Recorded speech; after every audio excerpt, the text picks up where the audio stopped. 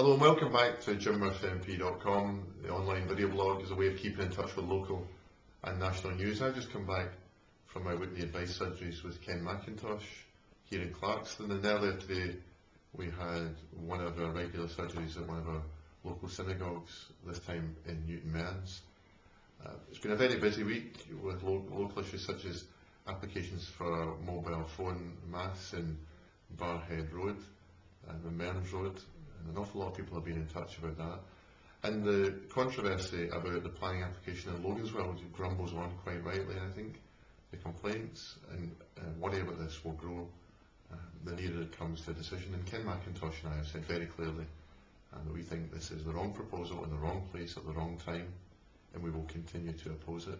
We're planning to hold a public meeting in the next couple of weeks, perhaps on the 20th of March, but we'll post details on both of our websites once all of that's confirmed. A little less close to home, of course, the big issue remains just what's happening in North Africa. And again, the remarkable bravery of these men and women who are taking on what is kind of the grotesque actions of Gaddafi and his henchmen, and trying to achieve for themselves the type of things that we take for granted: the right to say what you want, when you want, the right to vote, and the right to ensure that your children have a better quality of life and have a better chance than you have in years to come. I think Gaddafi's time, is up, and the tragedy is that it's now taking him just so long as he desperately holds on to power, using all the influence and all the violence at his disposal.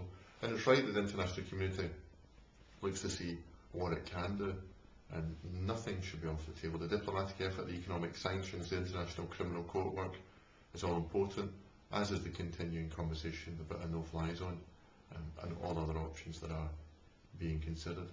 In Parliament this week, the big issue I've been involved in has been the government's decision to sack so many members of the armed forces.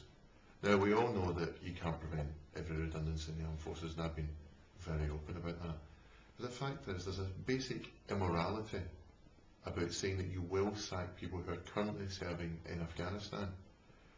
The current government, and Liam Fox, the current Secretary of State for Defence, gave an absolute guarantee that no one taking on the Taliban today in Afghanistan would be sacked.